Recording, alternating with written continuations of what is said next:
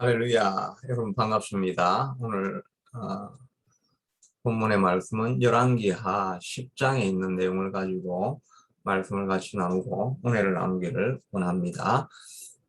지난 9장에서는 내용이 예후가 아합 집안을 몰락시키는 그런 내용이었죠. 그래서 예후가 처음에는 전쟁터에 나갔다가 모반을 해가지고 돌아와서는 요람 왕을 먼저 죽이죠. 그리고 나서 이제 또 요람을 병문안하러 왔던 남유다의 조카였던 왕 아하시야도 죽이게 되죠. 그리고 나서 이제 성전으로 들어가 가지고 이세벨을 죽이게 됩니다. 그러니까 아합 집안에 있는 측근들은 죽이게 되었죠. 근데 오늘 10장에 들어와서는 하나님께서 그때 예언하실 때 아합 집안의 모든 남자들은 다 죽게 될 것이다. 이렇게 예언하지 않았습니까? 그에 따라서 오늘 10장에서는 아합 근처에 있던 모든 사람들을 예후가 철저하게 죽이고 멸절시키는 그런 내용이 이제 계속해서 나오고 있습니다. 그 과정을 이렇게 설명하는 것을 보면 이제 10장 1절에는 아합의 아들 70명이 사마리아에 있는지라 예후가 편지를 써서 사마리아에 보내서 이스라엘 귀족들 곧 장로들과 아합의 여러 아들들을 교육하는 자들에게 전하니 일러서되 되어 있는데, 이제 아합의 아들들이 우리 지금까지 나온 사람은 3명이 나왔죠. 그 딸은 아달랴, 남쪽으로 이제 시집을 갔던 딸이고, 그 아들은 첫째 큰 아들이 아하시아고 둘째 아들이 요람이었는데 이번에 전쟁에서 예후한테 죽었죠. 이제 우리는 아들이 3명만 있는 줄 알았는데 여기 보니까 아들이 70명이 더 있었네요. 70명이 사마리아에 있는지라. 이때까지는 북왕국의 수도가 아직은 사마리아는 아니었습니다. 이스라엘이 주로 성이 있는 수도 같은 그런 역할을 하고 있었습니다. 그런데 이들이 자녀들은 사마리아에 보내가지고 예후가 있었는데 거기에 예후가 편지를 써서 사마리아에 보내니 이스라엘 귀족들 중 곧 장로들과 아합의 여러 아들을 교육하는 자들에게 전하여 일러서되 왕만 교육하는 종만 교육하는 그 로얄 아카데미 같은 게 있었는가 보죠. 그래서 거기에서 교육을 하고 있었습니다. 그때 너희 주의 아들들이 너희와 함께 있고, 너희의 주라는 말이 아합이죠. 아합의 아들들이 너희와 함께 있고 또 병과 말과 견고한 성과 무기가 너희에게 있으니 이 편지가 너희에게 이르거든 너희 주의 아들 중에서 가장 어질고 정직한 자를 택하여 그의 아버지의 왕자에 두고 너희 주의 집을 위하여 사오라 하였더라. 이 말은 얼핏 보면 무슨 말인가 잘 이해가 안 될 수 있는데, 이 말은 이제 그 귀족들에게 로얄 아카데미에 있는 이제 티처들이겠죠. 티처들에게 너희가 성도 있고 거기에 또 병거도 많이 있고 무기도 너희에게 있지 않느냐. 너희도 그 아합과 아합의 아들 왕이 죽었으니까 그 왕자들 많으니까 너가 뭐 왕을 세워가지고 전쟁할 준비를 해라. 그래가지고 나와 함께 싸워보자. 이렇게 하는 이야기입니다. 싸우라 하였더라. 이렇게 하였더니 그들이 심히 두려워하여 이르되 두 왕이 그를 당하지 못하였거든 우리가 어찌 당하겠느냐 하고, 두 왕 아시아와 요람도 죽었는데 예후를 누가 당하겠느냐. 우리가 항복하자는 것입니다. 그 왕궁을 책임지는 자와 그 성읍을 책임지는 자와 장로들과 왕자를 교육하는 자들이 예후에게 말하여 이르되 우리는 당신의 종이라. 당신이 말하는 모든 것을 우리가 행하고 어떤 사람이든지 왕으로 세우지 아니하리니 당신이 보기에 좋은 대로 행하라. 우리는 완전히 항복합니다. 누가 당신을 당하겠습니까? 당신 뜻대로 하십시오. 이렇게 항복한다는 이야기입니다. 이 항복한다고 하는데 또 예후가 그냥 받아주질 않지요. 6절에 보니까 예후가 다시 그들에게 편지를 붙이니 일러스되 만일 너희가 내 편이 되어 내 말을 너희가 들으려니와 너희 주의 아들 되는 사람들의 머리를 너희가 들으려거든 너희 주의 아들 된 사람들 이 아합의 아들 70명이죠. 그들의 머리를 가지고 내일 이맘때에 이스라엘에 이르러 내게 나오라 하였더라. 왕자 70명이 그 성읍의 귀족들 곧 그들을 양육하는 자들과 함께 있는 중에 편지가 그들에게 이르매 그들이 왕자 70명을 붙잡아 죽이고 그들의 머리를 광주리에 담아 이스라엘에 있는 예후에게로 보내니라.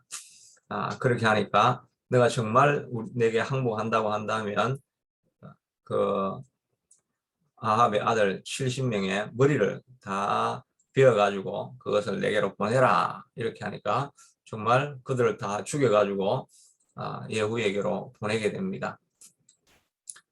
8절에는 예후가 와서 사자가 와서 예후에게 전하여 이르되 그 무리가 왕자들의 머리를 가지고 왔나이다. 이르되 두 무더기로 사 내일 아침까지 문 어귀에 두라. 그렇게 하니까 그 왕자들의 머리를 이제 성 앞에 이제 이렇게 두는 거죠. 그래서 백성들이 오가면서 아합 집안은 이제 다 망했구나. 우리는 전부 다 예후에게 이제 복종하고 살아야 된다. 이런 걸 이제 전시용으로 보여주는 것이지요. 그리고 9절에는 이튿날 아침에 그가 나가 무백성에게 이르되 너희는 의롭도다. 나는 내 주를 배반하여 죽였거니와 이 여러 사람을 죽인 자는 누구냐? 그런즉 이제 너희는 알라. 곧 여호와께서 아합의 집에 대하여 하신 말씀은 하나도 땅에 떨어지지 아니하리라. 여호와께서 그의 종 엘리야를 통하여 하신 말씀이 이제 이루셨도다 하니라. 그러니까 이 예후는 자기가 한 일에 대해서 이것은 내가 한 것이 아니고 엘리야를 통해서 옛날에 하나님께서 하시고자 하는 일들이 마침내 이루어졌느니라 이렇게 말하고 있습니다. 예후가 기름 부음 받을 때는 한 선지자가 와서 엘리야가 아니고 엘리사 생도가 와가지고 그의 머리에 기름을 붓고 이렇게 했는데 엘리사는 이 자기가 하는 일을 하면서 내가 하는 일은 하나님이 하신 일이다 하는 것을 이렇게 알고 있었던 것 같죠. 바로 엘리야를 통하여 하신 말씀이 이제 이루어졌다 이렇게 말하고 있죠. 엘리야를 통하여 하신 말씀을 하나님의 뜻이 자기를 통해서 이루어졌다는 것을 이렇게 하고 있었습니다. 알고 있는 것입니다. 이 예후가 아주 잔인한 일을 하는 것 같지만 그 일을 그가 담대하게 할 수 있었던 것은 나는 하나님의 뜻을 이루는 일을 하고 있다라고 이런 생각을 하였기 때문에 그가 이 일을 끝까지 담대하게 했던 것 같습니다. 우리도 무슨 일을 할 때 담대해질 수 있는 길은 이것이 하나님이 정말 시킨 일인가? 이 하나님이 하신 말씀이 근거되어 있는 활동을 할 때는 우리의 마음에 자신감이 있고 또 힘이 생기게 되는 거죠. 그래서 우리 토론토 에버그린 교회를 위해서도 저도 기도하면서 하나님은 이 토론토 에버그린 교회가 많고 많은 교회 가운데 이렇게 세워질 때 어떤 목적을 가지고 하나님이 세우셨습니까? 하나님의 비전이 무엇입니까? 그것을 알려달라고 우리가 저녁 기도할 때 이렇게 하고 있죠. 그런데 이제 제 마음 가운데 늘 떠오르는 그 본문은 누가복음 4장 18절인가요? 여호와께서 가난한 자에게 복음을 전케 하시며 눌린 자를 자유케 하고 눈먼 자를 다시 보게 하고 포로된 자를 자유케 하며 하나님의 은혜의 해를 선포하려 함이라 하는 그것이 교회의 이제 목적이 되고 목표가 되는 것 중에 하나라고 이렇게 할 수가 있을 것입니다. 누구든지 와서 회복하고 소망을 얻고 또 포로된 자, 무엇이든지 눌려있는 자들이 많이 있죠. 요즘은 걱정, 염려, 근심으로 눌려있는 사람, 질병으로 눌려있는 사람, 또 마음의 병으로 눌려있는 사람, 재정적인 위기로 눌려있는 사람, 이런 가난하고 힘들어있는 이런 사람들이 와서 하나님을 만날 때 새 힘을 얻고 소망을 얻고 그런 모든 영역에서부터 자유함을 누리죠. 또 죄에 눌려 있는 사람들도 많이 있죠. 이런 눌려 있는 사람들이 하나님께 나와서 회복을 얻는 것, 이것을 교회의 또 중요한 목표 중에 하나로 이렇게 삼으려고 하고 있습니다. 그래서 또 이런 일을 위해서 동력하시기를 원하시는 분들, 이런 분들이 함께 하기를 우리가 기도하고 있죠. 여하튼 예후가 이렇게 70명의 아들의 머리를 자르는 것 같은 이런 잔인한 일을 한 것 같은데, 그 잔인한 일을 하게 되는 그 근거는 하나님이 하시라고 한 일은 이렇게 하는 것입니다. 그리고 하나님께서 이제 아합에게 보복하리라고 하는 이런 그대로 이렇게 보복이 되어지는 것이죠. 하나님은 일하시지 않는 것 같지만 뒤에서 일하시고 계시는 분이시라 하는 것을 우리가 알 수가 있는 것입니다.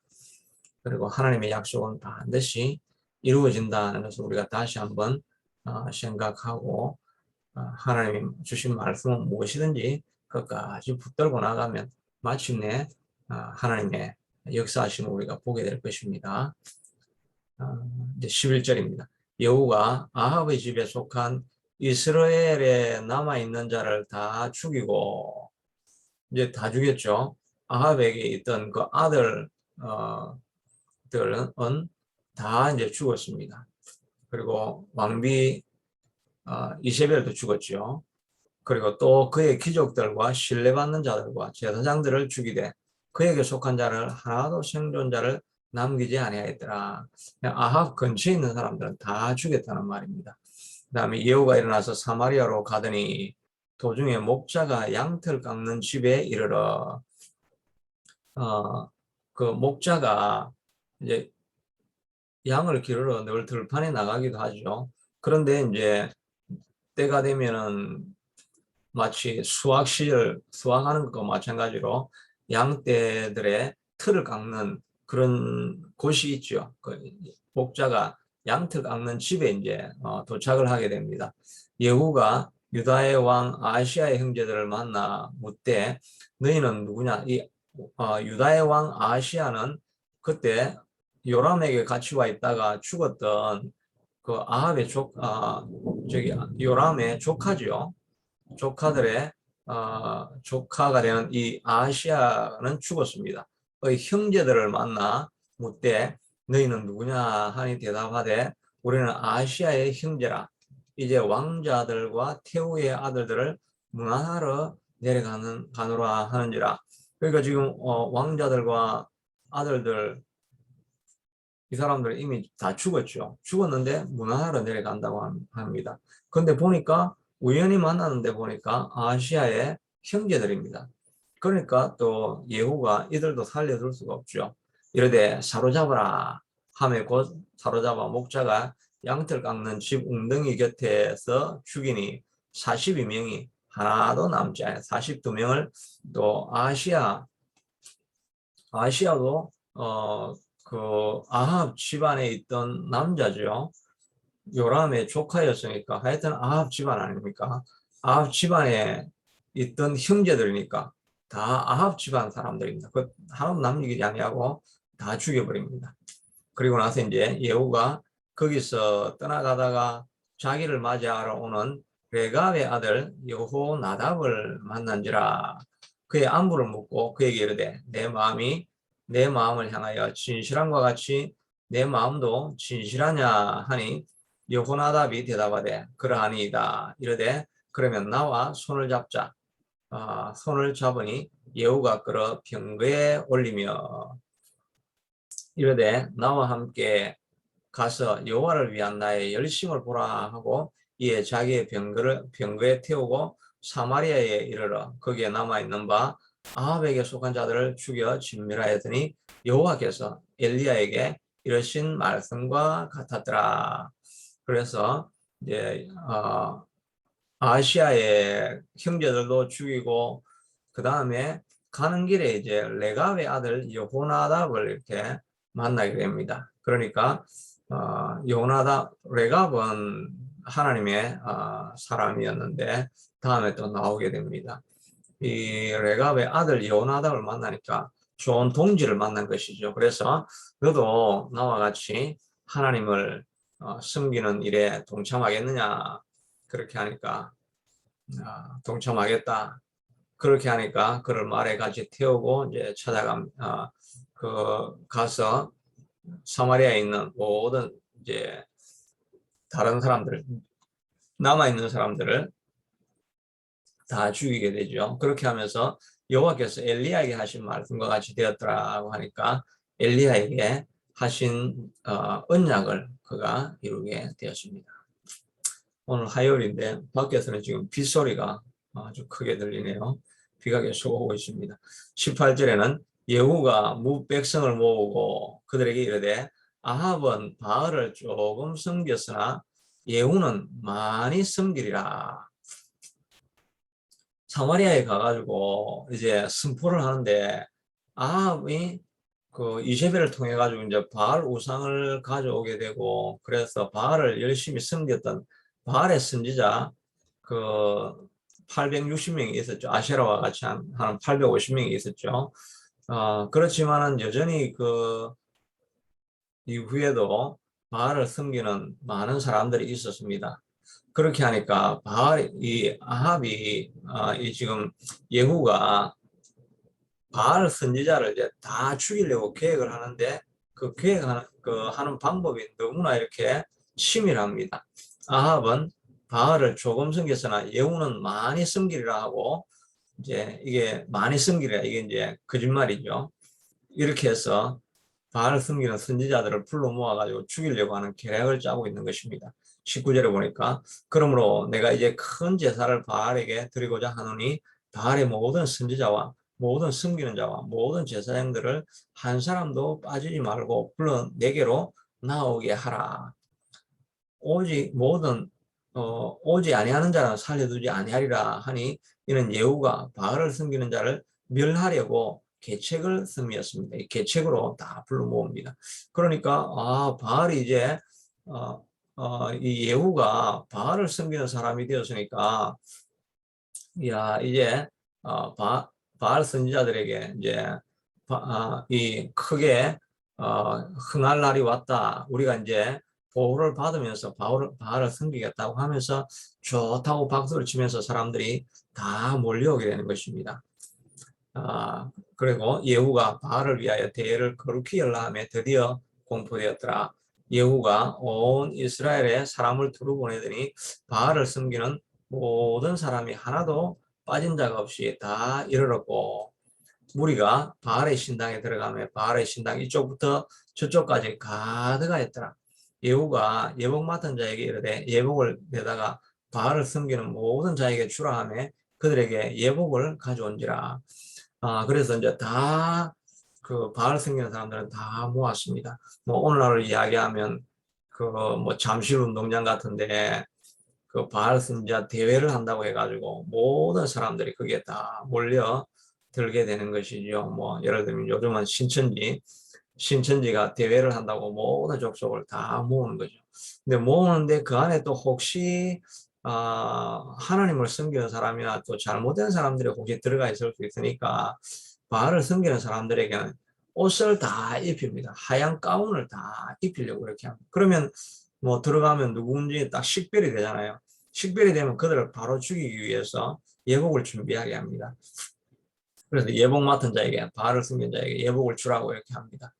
그 다음에 23절에 예후가 레갑의 아들 요나답과 더불어 바알의 신당에 들어가서 바알을 섬기는 자들에게 이르되 너희는 살펴보아 바알을 섬기는 자들만 여기 있게 하고 여호와의 종은 하나도 여기 너희 중에 있지 못하게 하라 하고 무리가 번제와 다른 제사를 드리려고 들어갈 때에 예후가 80명을 밖에 두며 이르되 내가 너희 손에 넘겨주는 사람은 한 사람이라도 도망하는 자는 자기의 생명으로 그 사람의 생명을 대신하게 하리라.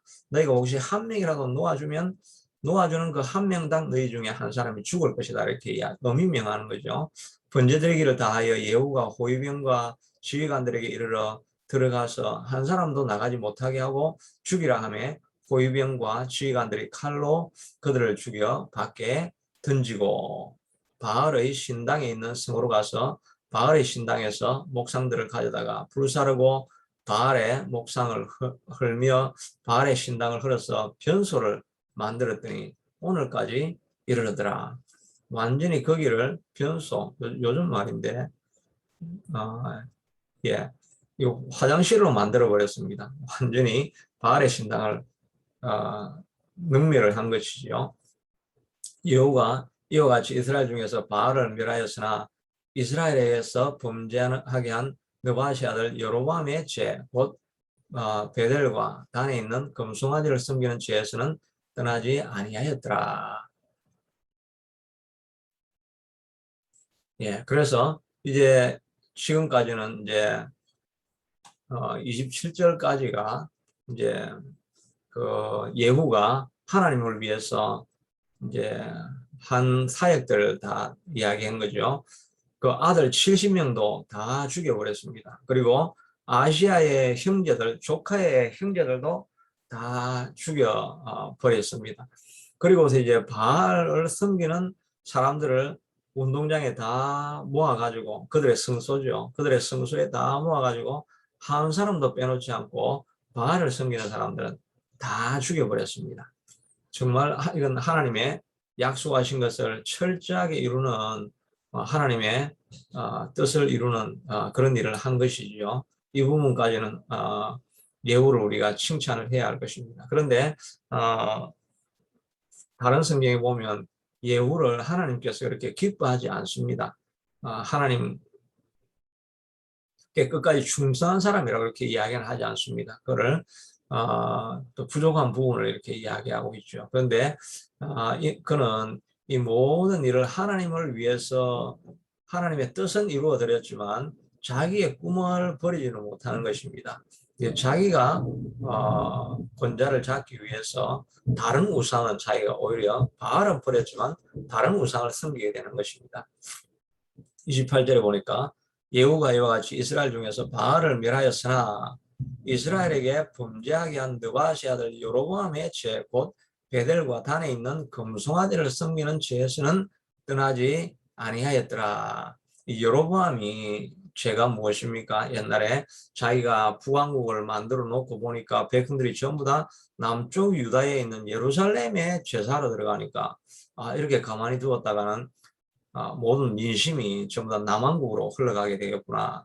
그러면 자기가 왕자를 빼앗길 수밖에 없겠구나. 이걸 두려워하니까 그가 북쪽에 오히려 산당을 만들어 놓고 예루살렘까지 갈 필요 없다. 뭐 동일한 하나님이니까 여기에 이 산당에서 하나님을 섬겨도 된다. 이렇게 해가지고 자기가 하나님이 지정하지 않은 그런 성소를 만들어 놓고 거기서 제사를 드리게 만들었죠. 결국은 거기에서 황금소, 금송아지를 섬기는 죄를 범하게 되었습니다. 그것이 이제 베델과 단이라고 했는데 이 베델과 단은 남쪽 끝과 또 북쪽 끝을 말하고 있죠. 거기에서 제사를 드리게 만들었던 그 죄를 여전히 범하고 있는 것입니다. 그러니까 예후도 하나님을 완벽하게 섬기지는 아니하였던 것이죠. 30절에는 여호와께서 예후에게 이르시되 내가 나보기에 정직한 일을 행하되 잘 행하여 내 마음에 있는 대로 아합의 집에 다 행하였은즉 내 자손이 이스라엘 왕위를 이어 4대를 지나리라 하시니라. 하나님께서 말한 것 명하신 명령을 지키고 아합을 집안을 이제 다 멸하였기 때문에 하나님께서 상으로 4대에 너가 왕위를 이어가게 될 것이다. 이런 복을 내리게 됩니다. 그렇지만 그의 마지막에 대해서는 그러나 예후가 전심으로 이스라엘 하나님 여호와의 율법을 지켜 행하지 아니하며 여로보암이 이스라엘에게 범죄한 그 죄에서 떠나지 아니하였더라. 이때 여호와께서 이스라엘에서 땅을 잘라내기 시작하심에 하사엘이 이스라엘의 모든 영토에서 공격하되 이 하사엘은 아람의 장군이었다가 기름 부어서 엘리사가 기름 부어서 왕이 된 사람이죠. 공격하되 요단 동쪽 길앗 곧 온 땅 곧 가 사람 루벤 사람과 므낫세 사람의 땅에 아르논 골짜기에 있는 아로엘에서부터 길라앗과 바산까지 하였더라. 이거는 요단강 그 동쪽에 있는 땅을 다 점령하였더라고 말하고 있습니다. 예후의 남은 사적과 모든 일과 업적은 이스라엘 왕 역대지략에 기록되지 아니하였느냐. 예후가 그의 조상들과 함께 잠에 사마리아에 장사되고 그의 아들 요아스가 그를 대신하여 왕이 되니라. 예후가 사마리아에서 이스라엘을 다스리는 횟수는 28해였더라. 28년 동안 예후가 다스렸습니다. 지금까지는 거의 수도가 이스라엘이었는데 이제는 예후는 사마리아에서 이제 수도를 정하고 거기에서 다스리게 되면서 이때부터 사마리아의 북왕국의 수도가 사마리아로 이렇게 옮겨지게 되는 것 같습니다.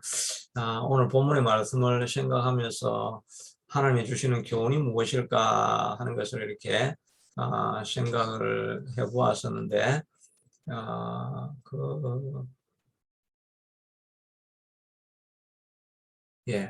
제가 찾았던 본문은 로마서 12장 9절 이에 있는 말씀입니다.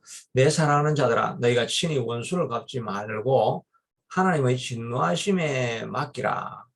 기록되었으되 원수 갚는 것이 내게 있으니 내가 갚으리라고 주께서 말씀하시니라. 우리가 아합이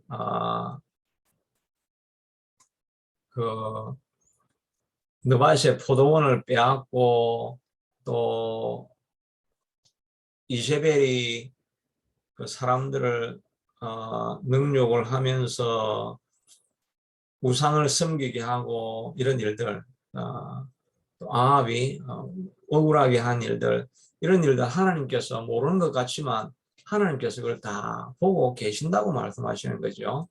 다 보고 계시다가 하나님께서 친히 이 모든 것에 대한 원수를 갚았다는 것이죠. 그래서 우리도 이 땅을 살아가면서 살다 보면 원수 맺는 일, 억울한 일을 당할 때가 있고 그럴 때가 있죠.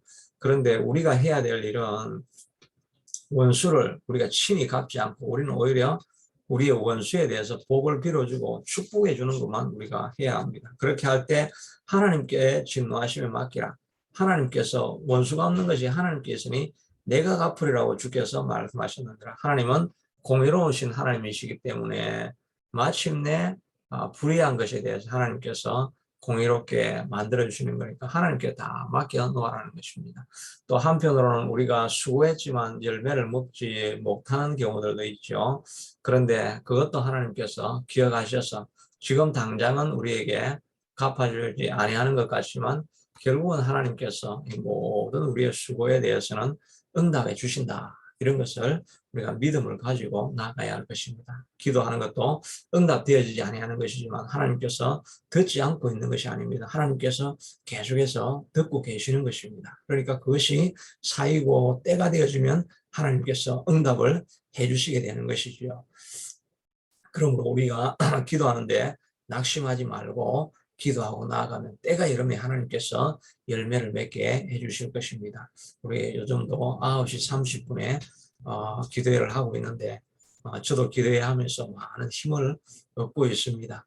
그냥 찬양 같이 여기 동영상으로 그냥 나가는 이 화면 보면서 찬송을 하게 되니까 저희도 집안에서 찬송할 기회가 없었는데 집안에서 찬송 소리가 이렇게 흘러나가게 되어지고 또 우리가 기도처도 없고 혼자서 기도하면 기도가 이어지지 않지 이어지기가 얼마나 어렵습니까? 그런데 뭐 누가 있는 것도 아니고 그냥 화면을 이제 얼굴이 없이도 나오게 소리만 들을 수 있게 되어 있으니까 소리만 듣고도 이렇게 기도하고 이렇게 하다 보니까 지속적으로 기도를 계속 하게 되니까 뭐 많은 것들이 이렇게 회복이 되어지는 것을 이렇게 경험하게 되어집니다. 이 기도처니까 뭐 어느 교회에 속해 있든지 상관이 없습니다. 그냥 기도하고 싶었지만 그 기도의 문이 열리지 않고 기도처가 없었던 사람이 저녁 기도회 때 기도에 동참하게 되면 기도처를 얻고 기도하면서 힘을 얻게 되어집니다. 9시 30분에 그 줌으로 이렇게 기도를 하게 되는데요. 폰으로도 이렇게 할 수가 있습니다.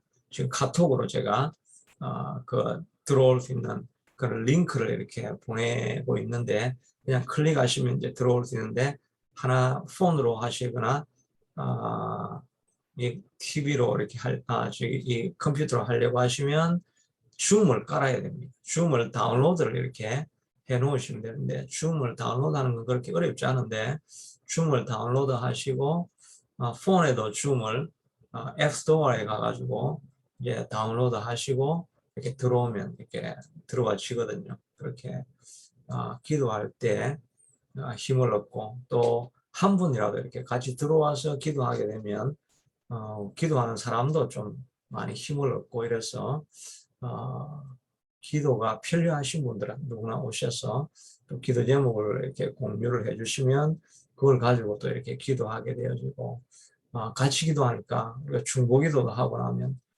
이게 참 내가 하나님 앞에 기도하고 해야 될 일을 하고 있구나 이런 마음의 자신감도 생겨지고 여러 가지 도움이 참 많이 됩니다.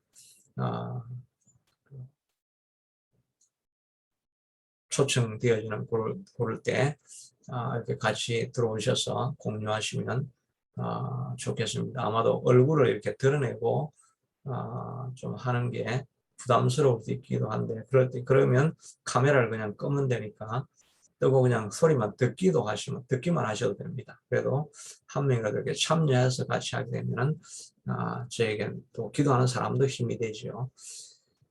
그래서 오늘 본문의 말씀처럼 하나님은 모든 일에 대해서 반드시 원수를 갚는 일을 하시니까 우리가 원수 갚는 게 아니라 하나님이 갚으실 때까지 다 맡겨드리고 우리는 축복하고 용서하는 일만 이렇게 감당할 수 있게 되기를 바랍니다. 그뿐 아니라 우리가 기도하고 봉사하고 헌신하고 수고하는 것들 하나님께서 기억하고 계십니다.